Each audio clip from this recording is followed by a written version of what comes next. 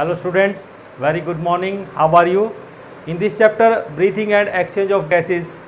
In the previous lecture, we have studied about the कि in what way जो carbon dioxide है in what way that is transported outside the body through the blood. उसका transport हमने study किया था.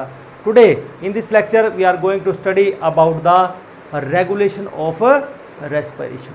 तो बच्चों आज हमारे लास्ट लेक्चर होगा इस चैप्टर का और इसमें हम यहाँ पर देखेंगे कि रेगुलेशन ऑफ रेस्पिरेशन कैसे होता है, कि जो हम रेस्पिरेशन पढ़ रहे हैं कि ह्यूमन बींग्स रेस्पायर करते हैं कि वो रेगुलेट कैसे हो रहा है. जब आप सोते हैं आप तब भी ब्रीदिंग कर रहे हैं, ठीक है ना, और जब आप भाग रहे हैं तब भी ब्रीदिंग करते हैं, जब आप नॉर्मल लाइफ जी रहे हैं तब भी हम ब्रीदिंग करते हैं.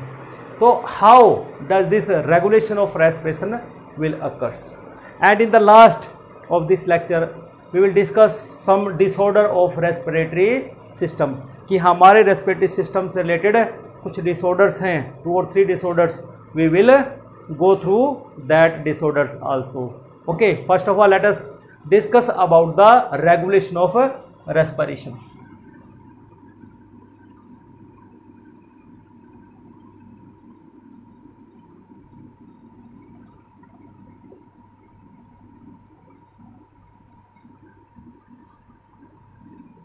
देखिए बच्चों, human beings have the ability to maintain and you can say moderate the respiratory rhythm as per requirement of the body tissue. कि ह्यूमन बींग्स के अंदर ऐसी एबिलिटी है कि हमारे जो ब्रेन के अंदर जो रेस्पिरेटरी रिदम सेंटर है, ठीक है ना, उसके अकॉर्डिंग हमारी बॉडी टिश्यू के अकॉर्डिंग हम रेस्पिरेशन को रेगुलेट कर सकते हैं. तो फर्स्ट पॉइंट यही डिस्कस करेंगे.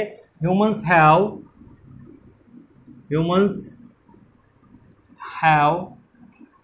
एबिलिटी, किस चीज़ की एबिलिटी है? To maintain and you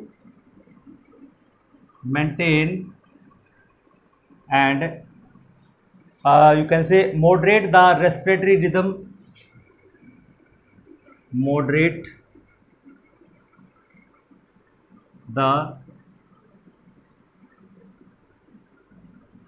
rhythm, respiratory rhythm, respiratory rhythm. हम अपने रेस्पिरेटरी रिदम को as per requirement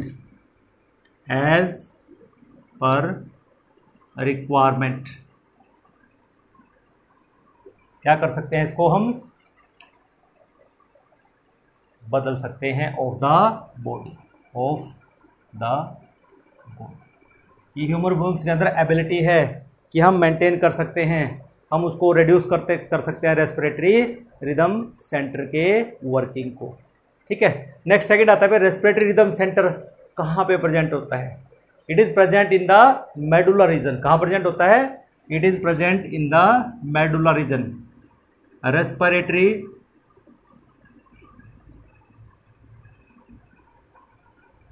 rhythm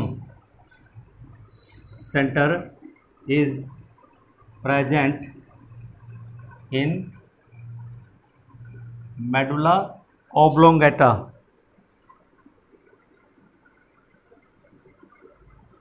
Medulla oblongata region of the brain,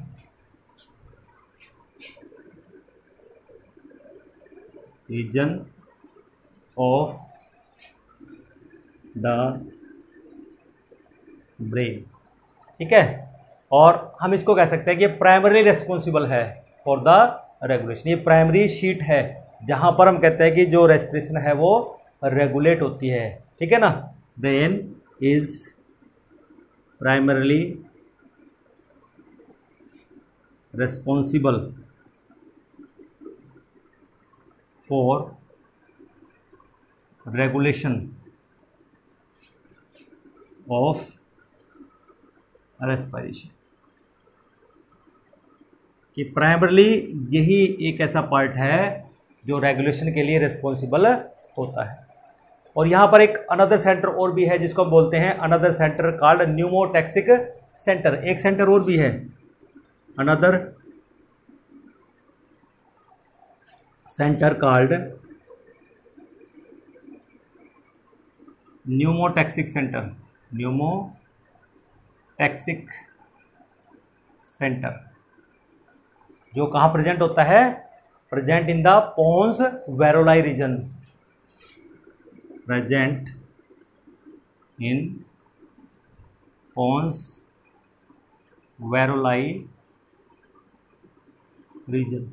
जो कहाँ प्रेजेंट होता है? पोन्स वेरोलाई रीजन में प्रेजेंट होता है of the brain. Of the brain. काम क्या करेगा? Moderate the function of the respiratory rhythm centre. Moderate the function of respiratory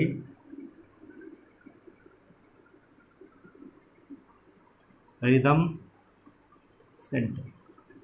ठीक है ना. जो रेस्पिरेटरी रिदम सेंटर है इसके फंक्शंस को क्या करेगा? मॉडरेट करेगा. मॉडरेट करने का मतलब क्या है कि उसको रेगुलेट करेगा. अब यहाँ से एक न्यूरल सिग्नल जाएगा पोन्स इस न्यूमोटैक्सिक सेंटर से. किसके पास जाएगा? यहाँ पर हमारे पास दैट इज़ रिदम सेंटर के पास. इसके पास मैसेज जाएगा. ठीक है ना. यहाँ से मैसेज इसके पास जाएगा, न्यूरल सिग्नल जाएगा. क्यों? ये मॉडरेट करेगा. क्या करेगा? By sending a neural signal centre, by sending a neural signal to. किसको भेज रहा है? Respiratory rhythm centre to respiratory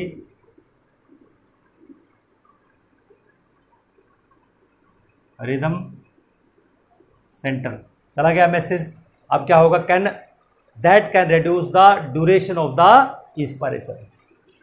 that can reduce the inspiration, or you can say duration of inspiration. Reduce the duration of inspiration. ये duration को कम कर देता है, इंस्पायरेशन को. And alter the respiratory rate and thereby alter the respiratory rate. इसका मतलब जो रेस्पिरेटरी रेट है it is maintained by the pneumotaxic centre. ये क्या करता है? इसको मॉडरेट कर देगा रिदमिक सेंटर के फंक्शन को. एक थर्ड और हमारे पास एरिया प्रेजेंट होता है जिसको हम बोलते हैं कीमोसेंसिटिव एरिया. ठीक है ना. जो हमारे रिदमिक सेंटर के बिल्कुल एडजेसेंट में प्रेजेंट होता है. ठीक है ना. A chemosensitive area is also present adjacent to the respiratory rhythm centre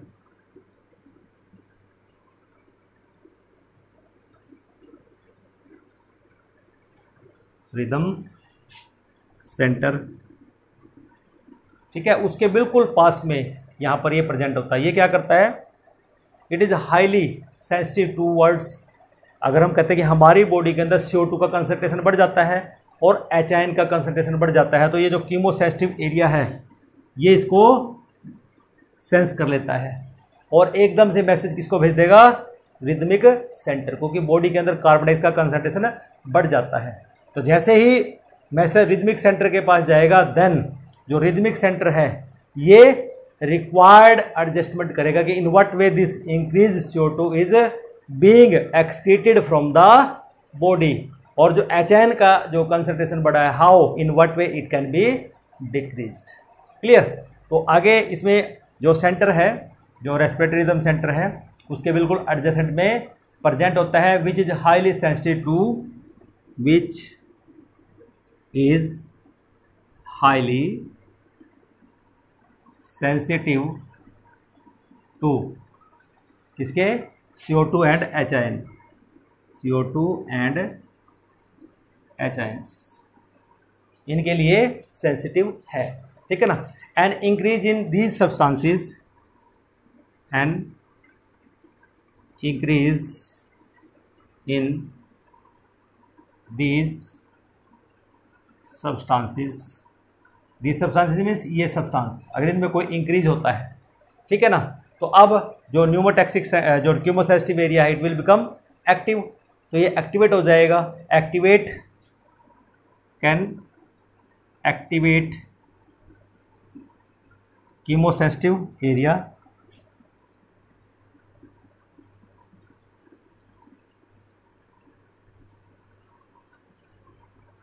इसको एक्टिवेट कर देगा। अब ये क्या करेगा, या कीमोसेंसिटिव सेंटर को एक्टिवेट कर देगा। ये क्या करेगा, then it give message to the rhythmic centre, ठीक है ना, which can signal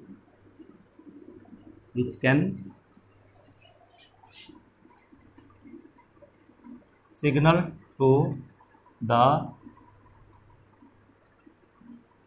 rhythmic centre for necessary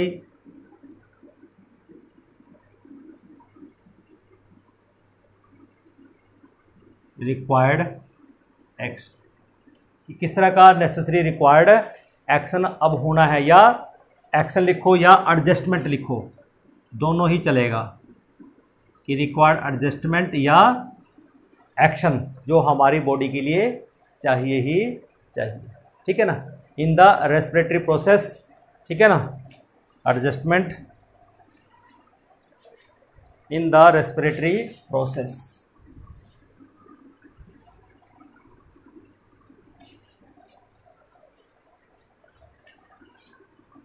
in the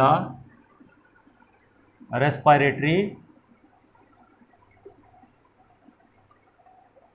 process, ठीक है बच्चों। To eliminate these substances, to eliminate these substances, कि इनको एक नेसेसरी एडजस्टमेंट करेगा। किस लिए करेगा, कि जो रेस्पिरेटरी प्रोसेस होगी वहाँ से जो सब्सटेंसेस बड़े हैं, CO2 बड़ा या H आयंस बड़ा है, उनको कैसे वहाँ से रिमूव किया जाए, इन what way they can be remove, ठीक है ना बच्चों।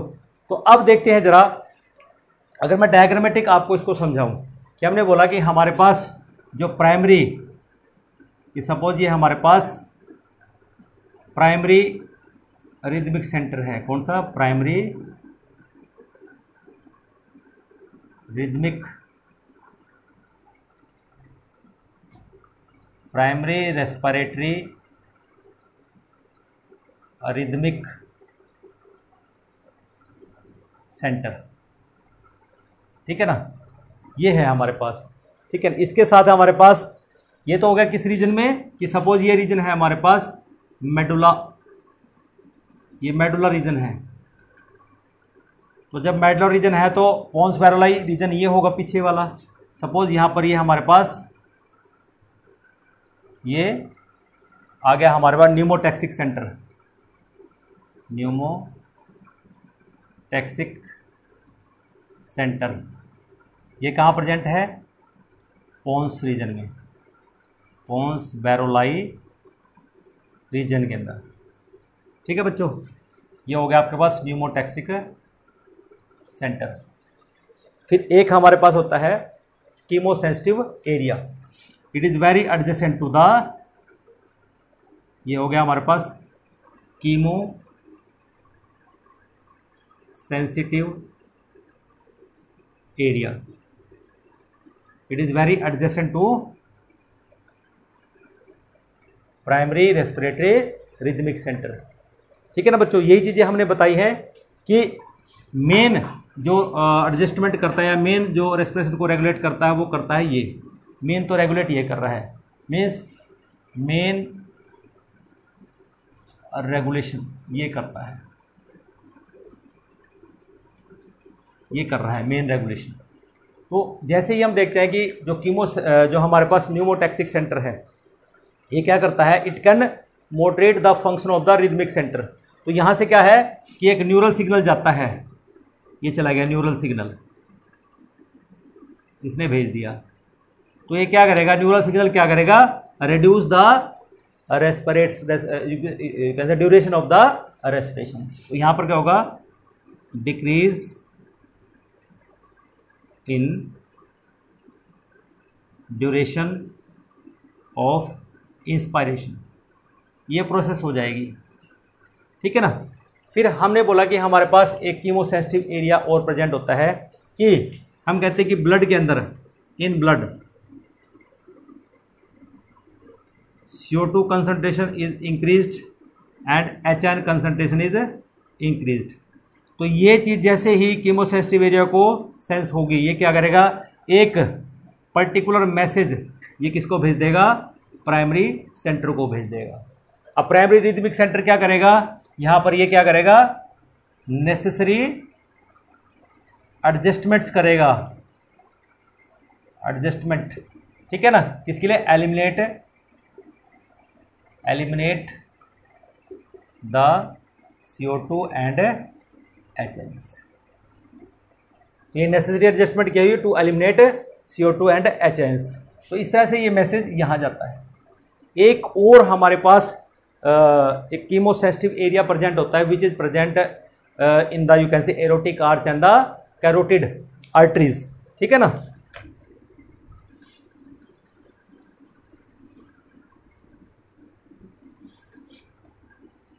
कि एक और हमारे पास, यू कैन से, सम रिसेप्टर हमारे पास प्रेजेंट होते हैं, कि एक हमारे पास होता है एरोटिक आर्च, एरोटिक आर्क, ठीक है ना, ये एरोटिक आर्क है हमारे पास। एक होता है हमारे पास कैरोटिड आर्टरी, ये हो गया आपके पास carotid artery.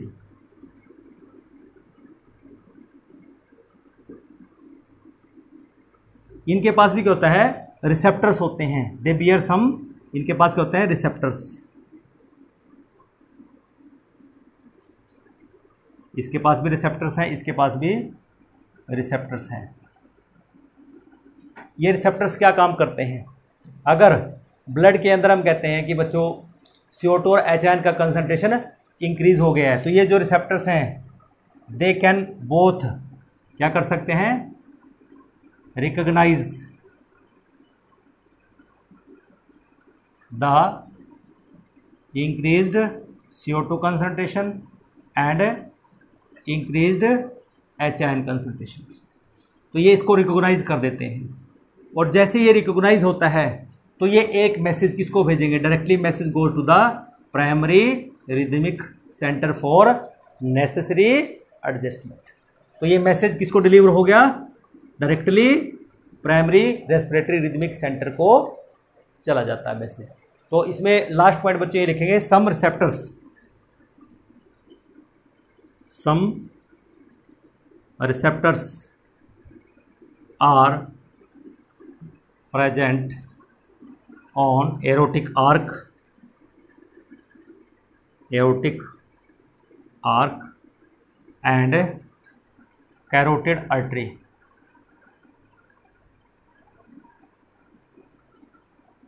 which can recognize the changes in, which can recognize the changes in CO2 increase and HN increase। इसमें अगर कोई बदलाव आता है, and send necessary signal, and send necessary signal to primary rhythmic centre for necessary adjustment. Clear. तो इस तरह से बच्चों हम यहाँ पर देखा कि किस तरह से जो रेस्पिरेशन है it is regulated in human beings. और लास्ट में हम यहाँ पर ये भी देखेंगे कि या जो ऑक्सीजन है कि उसका भी कुछ रेस्पिरेशन में कोई रोल है कि उसको रेगुलेशन में हेल्प करती है। देखिए बच्चों, जो ऑक्सीजन है रेगुलेशन में respiratory rhythm is quite you can say insignificant. The role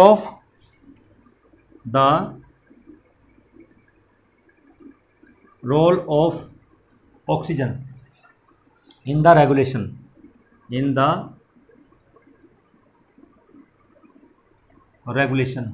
ठीक है बच्चों, ऑफ रेस्पिरेटरी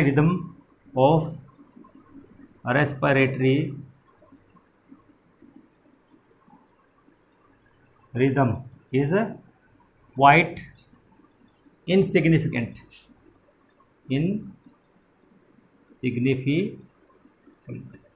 इस तरह से बच्चों देखा आपने, in what way the regulation of respiration occurs in human beings. ठीक है बच्चों, अब in the last segment of this lecture we will discuss some disorders of the respiratory system.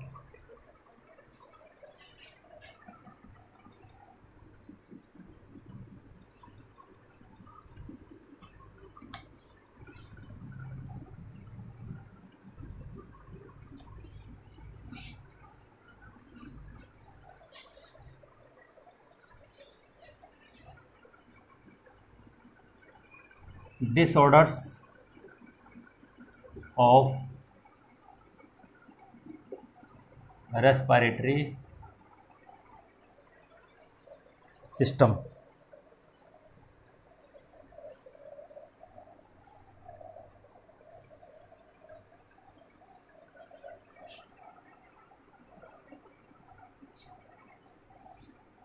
देखिए बच्चों, एक सिस्टम है और सिस्टम के अंदर हमारे पास सेवरल ऑर्गन्स लगे हुए हैं। हमारे पास लंग्स हैं, ट्रैकिया है, ठीक है ना। और डेली इन आवर लाइफ हम बहुत सारे पोल्यूटेंट्स के और बहुत सारे पैथोजन के कांटेक्ट में आते हैं। ठीक है बच्चों, और ये पैथोजन आप जानते हैं कि हमारे लंग्स को भी अफेक्ट कर सकते हैं, ठीक है ना, हमारे ट्रैकिया को भी अफेक्ट कर सकते हैं, ठीक है ना, हमारे जो एल्वियोलर वॉल हैं उसको भी अफेक्ट कर सकते हैं। तो इसलिए हमारे पास कुछ डिसऑर्डर्स हैं, ठीक है ना, और उन डिसऑर्डर में सबसे पहला डिसऑर्डर हम आज स्टडी करेंगे, दैट इज ब्रोंकियल अस्थमा। कौन सा है? Bronchial asthma.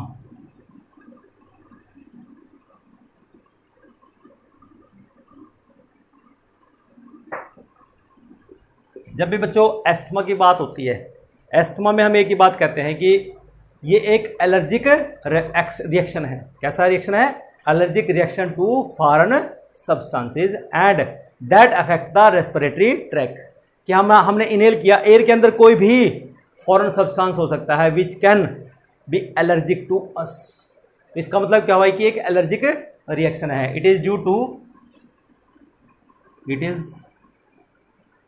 To an allergic reaction.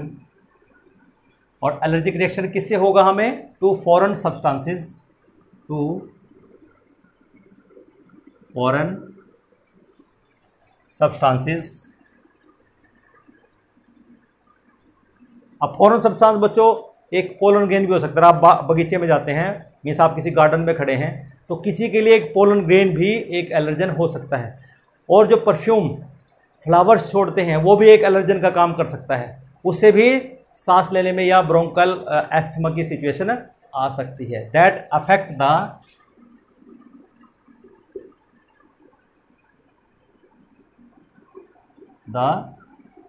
Respiratory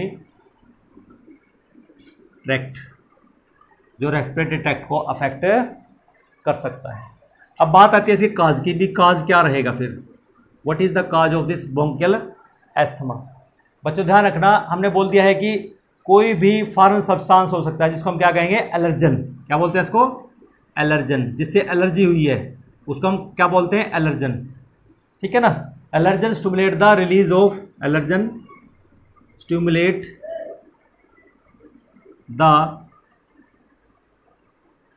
of histamine. Histamine यहां पर रिलीज हो जाएगा फ्रॉम मास्ट सेल्स,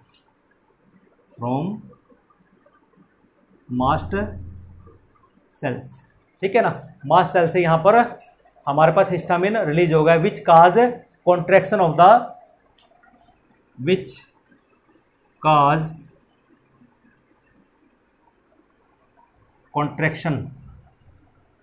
द कि वहाँ पर हमारे पास जो ब्रोंकियल स्मूथ मसल्स हैं वो कॉन्ट्रैक्ट हो जाएंगी, ब्रोंक्यूलर स्मूथ मसल्स वो कॉन्ट्रैक्ट कर जाएंगी। और जब वो कॉन्ट्रैक्ट होगी तो क्या होगा, सरफेस एरिया कम हो जाएगा, और सरफेस एरिया कम हो जाएगा तो फिर सांस लेने में दिक्कत आ जाएगी। And also excess amount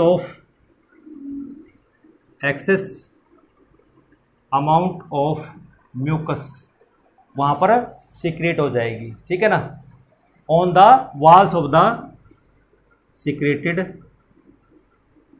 on the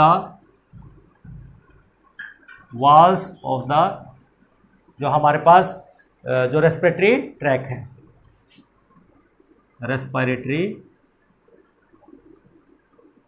tract, वहाँ पर बहुत सारी म्यूकस भी सीक्रेट हो जाएगी। अब इससे बचा कैसे जाए, कि हाउ वी कैन प्रिवेंट। उससे पहले जरा सिम्टम्स देख लेते हैं कि हमें सिम्टम क्या दिखाई देंगे अस्थमा में। तो पहले देख लिए काज, अब आएंगे सिम्टम्स, कि सिम्टम्स क्या होंगे।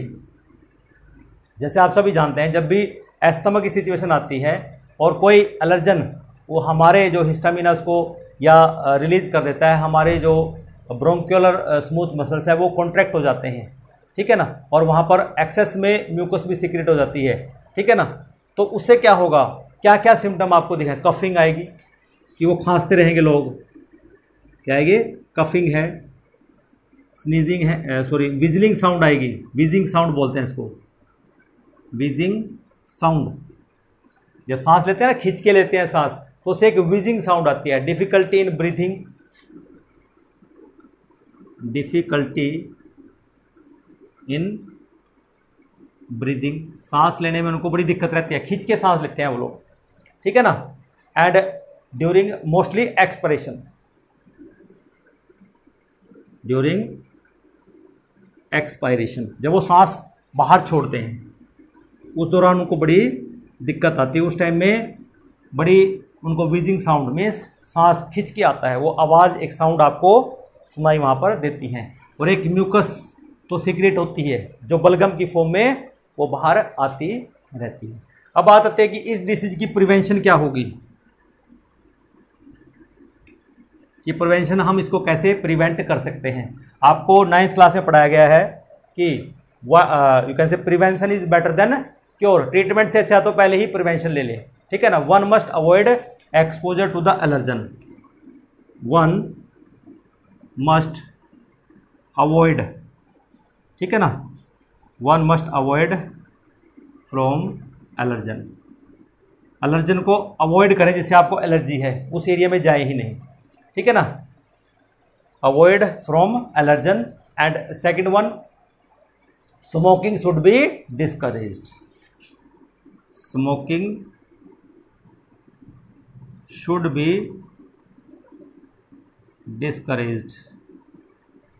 अगर ये दिक्कत किसी को आती है तो स्मोकिंग तो बिल्कुल न करें। अगर आपको पता है कि आपके पास कोई सिगरेट पी रहा है तो आपको वहाँ पे खड़ा भी नहीं होना चाहिए, क्योंकि पैसिवली हम उसको इनहेल करेंगे फिर भी वो हमें इस प्रॉब्लम में ला सकती है। तो इसलिए हमें इन एलर्जन से और जो सिगरेट स्मोकिंग है उससे हमेशा अवॉइड करना चाहिए। फिर बात आती है क्योर की, फिर इसको क्योर कैसे किया जाए। क्योर का मतलब अगर हो जाती है तो इसकी ट्रीटमेंट क्या रहेगी। तो बच्चों इसमें हमारे पास ये कहते हैं bronchial asthma includes antibiotic therapy. क्या क्या आती है इसमें, एक तो हमारे पास है इसमें एंटीबायोटिक थेरेपी, ठीक है ना, कि एंटीबायोटिक हम उसको खिलाएंगे to remove the infection, to remove the infection. और क्या हो सकता है, and we use bronchodilators, हमारे पास ब्रोंकियो डायलेटर्स हैं उनका इस्तेमाल कर सकते हैं। ब्रोंकियो डायलेटर्स, डायलेट मीन्स जो चौड़ा करता है, ब्रोंकियोल्स को चौड़ा करने वाला, ब्रोंकियो डायलेटर्स कैन बी यूज्ड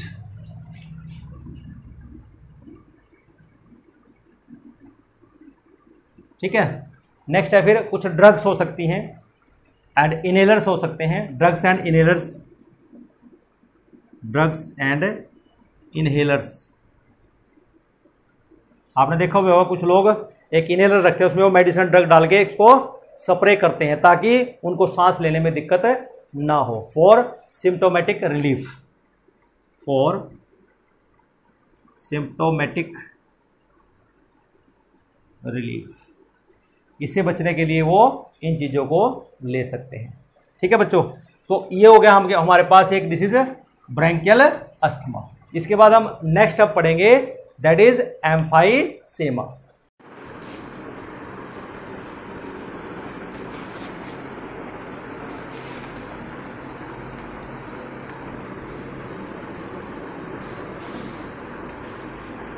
तो नेक्स्ट है हमारे पास अब एम्फाइसेमा, सेकंड डिसऑर्डर एम्फाइसेमा। देखो बच्चों, जो एम्फाइसेमा है it is an inflation. Inflation का मतलब होता है कि लंग्स में हवा का बढ़ जाना, ठीक है ना, वो फुली फुली रहेंगी। योर यू कैन से डिस्टेंशन ऑफ द ब्रोंक्यूल्स, कि जो ब्रोंक्यूल्स हैं वो फैले रहेंगे। और यू कैन से एल्वियोलर सैक्स, जो लंग्स के हैं वो फुलावटे में रहेंगे। इसका मतलब सांस बाहर निकालने में ही दिक्कत हो जाएगी। समझे बात को, उसको बोलते हैं emphysema. It is an inflation. क्या है ये? इट इज़ एन इन्फ्लेशन और डिस्टेंशन ऑफ किसका? ब्रोंक्यूल का। ठीक है ना, ब्रोंक्यूल्स और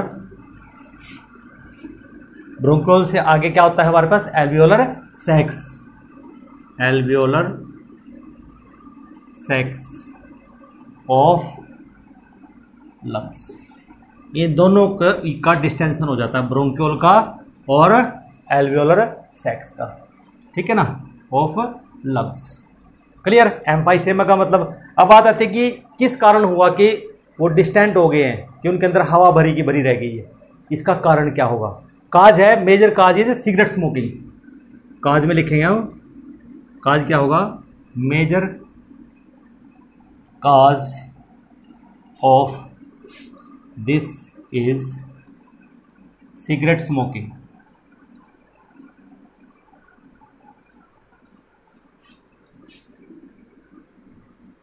जो लोग सिगरेट स्मोकिंग करते हैं उनको ये प्रॉब्लम आती ही आती है। इसको बोलते हैं कि जो लोग यू कैन से स्मोकिंग करेंगे, सिगरेट स्मोकिंग करेंगे, उनमें एम्फाइसेमा की प्रॉब्लम आती है। ड्यू टू विच होगा क्या? ड्यू टू विच, कि उनके अंदर ऐसा क्या चेंज आया? ड्यू टू विच सेप्टा, क्या होता है? Septa between the alveoli are destroyed. Septa between alveoli are destroyed, कि जो एल्वियोलाई के बीच में सेप्टा होते हैं वो क्या हो जाते हैं? डेस्ट्रॉय हो जाते हैं। And much of the elastic tissue, and much of the elastic tissue, elastic tissue समझते हो ना, जिसकी वजह से कॉन्ट्रैक्शन रिलैक्सेशन होती है, उसको हम बोलते हैं, कॉन्ट्रैक्टिबिलिटी रहती है। तो ये जो इलास्टिक टिश्यू हैं, ठीक है ना, and much of the elastic tissue is you can से replaced by, is replaced by connective tissue. और कनेक्टिव टिश्यू क्या हो जाएंगे? वो डिस्टेंसिबल नहीं रहेंगे, मीन्स उनमें इलास्टिसिटी खत्म हो जाएगी, तो इसमें कन्वर्ट हो जाएंगे कनेक्टिव टिश्यू। ठीक है ना, तो ये तो हो गया इसका काज। अब सिम्टम्स क्या दिखाई देंगे? What are the symptoms? ठीक है ना, तो जैसे एल्वियोलर सेप्टा डेस्ट्रॉय हो गए हैं तो उससे क्या होगा? एल्वियोलर सेप्टा कोलैप्स कर जाएंगे। ठीक है ना, तो अब हम पढ़ेंगे यहां पर सिम्टम्स क्या होंगे। ठीक है ना, एज एल्वियोलर सेप्टा कोलैप्स, क्योंकि जब उनके बीच में सेप्टा ही खत्म हो गया तो वो क्या कर जाएंगे, कोलैप्स कर जाएंगे, उनका कोलाजन हो जाएगा। द सरफेस एरिया रिड्यूस, तो सरफेस एरिया क्या हो जाएगा, the surface area get reduced, surface area कम हो जाएगा, और सरफेस एरिया कम होगा। और दूसरा क्या हुआ है, loss of elasticity in the walls, loss of elasticity in the walls, walls की जो इलास्टिसिटी है वो भी कम हो जाएगी, of bronchioles end of bronchioles और एल्वियोलर सैक्स। ठीक है बच्चों, तो ये हमारे पास यहां पर सिम्टम हो जाते हैं। As a result alveolar sac filled with, as a result alveolar sac filled with, क्या भर जाएगी उसमें, हवा भर जाएगी। ठीक है ना, उसमें बहुत सारी एयर आ जाएगी, फिल्ड विद एयर, बहुत सारी एयर उसमें आ जाएगी। Even after expiration, even after expiration, कि सांस निकालने के बाद भी बहुत सारी एयर उसके अंदर जमा रहेगी एल्वियोलाई के अंदर। तो इससे क्या होगा, exhalation become more difficult, that is exhalation become more difficult. तो उनको सांस जब वो बाहर निकालेंगे बड़ी दिक्कत उनको हो जाती है। तो अब जरा बात कर लेते हैं कि इसमें प्रिवेंशन क्या रहेंगी, व्हाट आर द प्रिवेंशंस।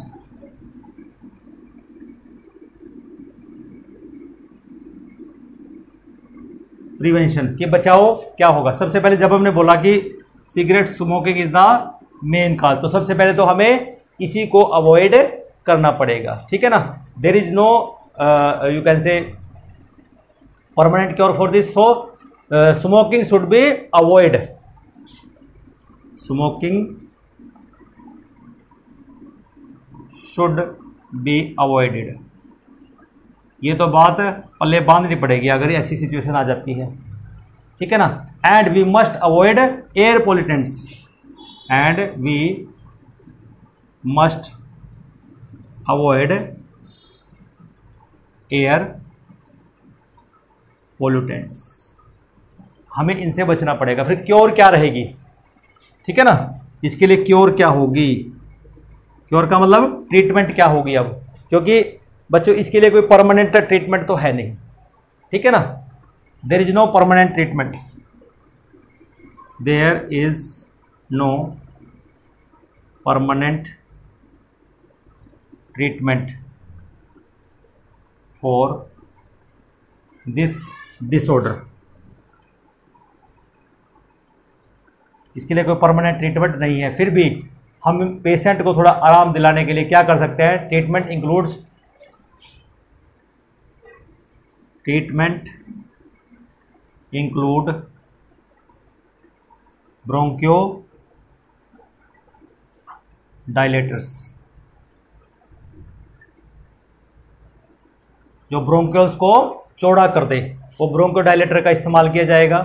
ठीक है, एंटीबायोटिक्स हैं, एंटीबायोटिक खिलाए जाएंगे इन्फेक्शन को दूर करने के लिए। ठीक है ना, एंटीबायोटिक्स हो गया। फिर नेक्स्ट है हमारे पास that is oxygen therapy is used, कि हम उसको ऑक्सीजन सप्लाई करेंगे, O2 थेरेपी इज यूज्ड, तो हम उसको ऑक्सीजन ज़्यादा से ज़्यादा मात्रा में देंगे। तो this is about the that is emphysema. So students, those who suffered और you can say those who are you can say okay, they should not do this job, उनको सिगरेट स्मोकिंग नहीं करनी। अगर हमें भी प्रिवेंशन करना है तो हमें आज ही कानों को हाथ लगा लेना कि कभी भी हमें जीवन में सिगरेट को छूना तक नहीं है, इतनी खतरनाक है। क्यों खतरनाक है? क्योंकि एम्फाइसेमा अगर एक बार हो गया तो बेटे उसका ट्रीटमेंट नहीं है। सो बी केयरफुल। नेक्स्ट आता है हमारे पास, लास्ट डिसऑर्डर है बच्चों इस लेक्चर में, that is occupational disorder.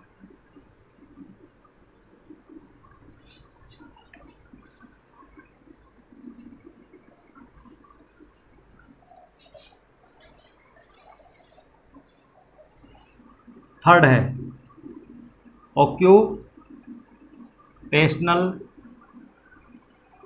Respiratory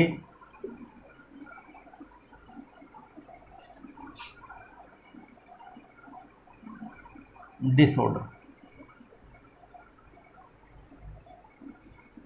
as you know occupation कि जो हमारा वर्क प्लेस है उससे रिलेटेड जो डिसऑर्डर हो जाते हैं कि जहां पर हम काम करते हैं, कोई इंडिविजुअल वहां पर काम करता है, ठीक है ना। तो इसका मतलब क्या हुआ कि these are the disorders due to occupation of the individual. तो क्या हो जाएगा, these are the disorders due to occupation of the individual, ठीक है ना। फिर काज क्या रहेगा कि ऑक्यूपेशन से कैसे रेस्पिरेटरी डिसऑर्डर हो सकता है, तो उसका काजेटिव एजेंट रहेगा वहां पे। तो काज है काज्ड बाय हार्मफुल सब्सटेंसेस, काज में लिखेंगे काज्ड बाय हार्मफुल सब्सटेंसेस। कोई सभी ऑक्यूपेशन में डिसीज नहीं होगी, जिस ऑक्यूपेशन में जो हार्मफुल सब्सटेंसेस हैं, सच एज गैस फ्यूम्स, कि कहीं पे सच एज गैस फ्यूम्स निकलती हूं, ठीक है ना, बहुत सारी गैस बार बार निकल रही है, और डस्ट निकलती हो, और डस्ट वहां से ज़्यादा जनरेट होती हो, present in the environment, present in the environment, और वहाँ के एनवायरमेंट में ये चीज़ें ज़्यादा से ज़्यादा मात्रा में प्रेजेंट हो, where a person works, where a person works, ठीक है बच्चों, जहाँ पे वो आदमी काम करता है, ठीक है ना। जैसे अब हार्मफुल सब्सटेंसेस की अगर हम बात करें वो कौन से होंगे, तो वहाँ पर उसमें था हमारे पास जैसे सिलिकोसिस, क्या है, silicosis, and asbestosis, and asbestosis, ये दो, सिलिका और एस्बेस्टोस, ऐसे दो हार्मफुल सब्सटेंस हैं, या यू कैन से एग्जांपल्स हैं, are example of which occurs due to, which occurs due to, कि कौन से एलर्जन हैं, या वो जो हार्मफुल सब्सटेंसेस हैं वो कौन कौन से हैं। दो हार्मफुल सब्सटेंस नाम से पता लगा, सिलिका एंड एस्बेस्टोस, दो हार्मफुल सब्सटेंस हैं जो उन एरियाज में रहते हैं, जैसे जहाँ पर जो स्टोन ग्राइंडिंग का काम करते हैं, या जहाँ पर खुदाई का काम सबसे ज़्यादा होता है, तो उन एरियाज में ये फैब्रिकेशन का काम ज़्यादा होता है, तो उन एरिया में, ठीक है, due to chronic exposure of, chronic exposure of किसका, silica and asbestos, silica and asbestos, dust in mining industries.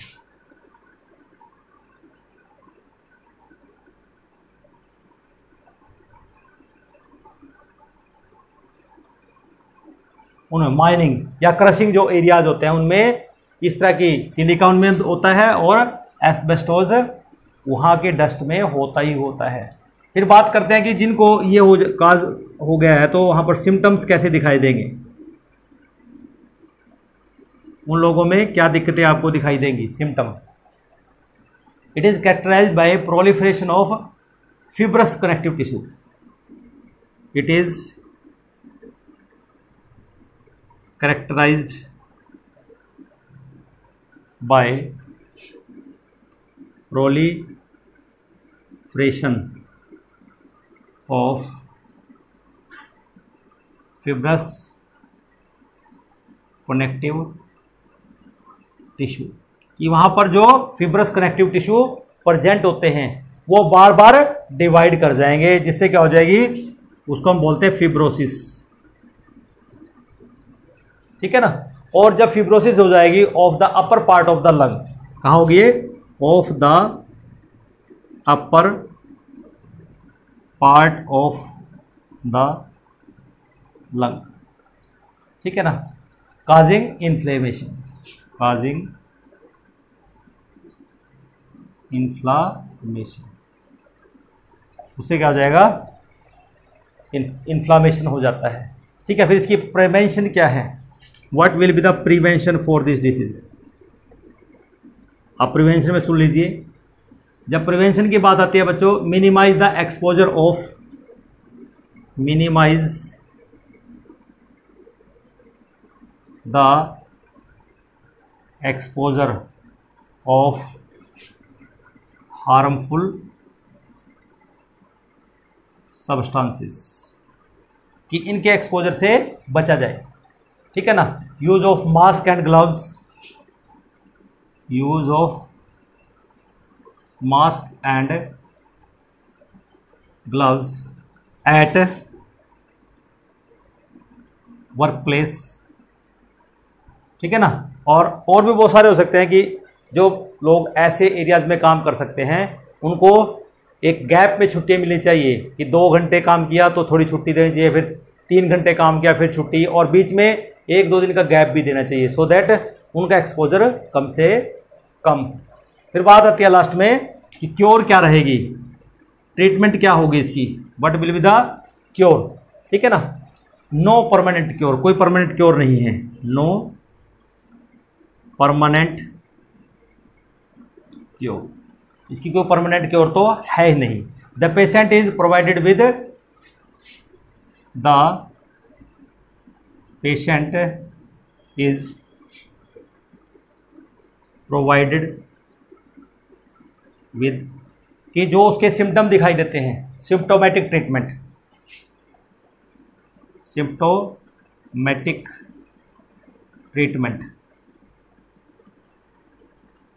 उसको सिम्प्टोमेटिक ट्रीटमेंट दी जाएगी, जैसे सच एज उसको ब्रोंकियोडाइलेटर, ब्रोंकियोडाइलेटर, ब्रोंकियोडाइलेटर का मतलब जो ब्रोंकियोल को चौड़ा करने वाला इंस्ट्रूमेंट है उसका इस्तेमाल किया जाएगा, ब्रोंकियोडाइलेटर उसको दिया जाएगा। And antibiotics for, and antibiotics for the, you can से, जो इन्फेक्शन हुआ है, सेकेंडरी इन्फेक्शन, उसको दूर करने के लिए, फॉर सेकेंडरी इन्फेक्शन। तो इस तरह से बच्चों हमारे पास सिलेबस में तो यही 3 हैं, लेकिन जब हम कंपटीशन लेवल पे पढ़ते हैं तो वहाँ पर 2-3 और आ जाते हैं, तो उनको हम बुक से कंसल्ट करेंगे। ठीक है ना। और उससे रिलेटेड जो भी हमारे पास क्वेश्चनिंग आती है उसको हम वहाँ से मल्टीपल चॉइस क्वेश्चन से वहीं पर बुक के अंदर ही उसको स्टडी करेंगे। But these 3 disorders are, you can say, very important as NEET point of view. तो इसलिए बच्चों इनको अच्छे से पढ़ें। ठीक है बच्चों, आज के लेक्चर में हम इतना ही पढ़ेंगे। अब हमारा जो नेक्स्ट लेक्चर आएगा वो आएगा जो हमारा यू कैन से फ्लूइड्स हैं हमारी बॉडी के अंदर, और जो सर्कुलेशन है उसके ऊपर डिस्कशन होगा। Means the fluids present in our body and the circulatory system present in our body, उसके बारे में हमारा अगला लेक्चर आएगा। तो till then have a nice day, thank you.